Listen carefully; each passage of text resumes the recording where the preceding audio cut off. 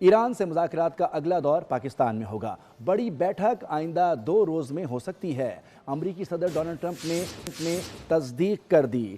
New York post کو interview دیتے ہوئے کہا کہ ایران سے بات چیت کے لیے پاکستان جانے کا امکان زیادہ ہے، کیونکہ پاکستان کے فیلڈ مارشل عاصم منیر زبردست ہیں، اس لیے امکان ہے کہ ہم دوبارہ اسلام آباد جائیں۔ فیلڈ مارشل بہت اچھا کام کر رہے ہیں۔ مذاکرات کا اگلا دور آئندہ 2 دن میں ہو سکتا ہے۔ ہم کسی ایسے ملک کیوں جائیں جس کا اس معاملے سے کوئی تعلق ہی نہیں؟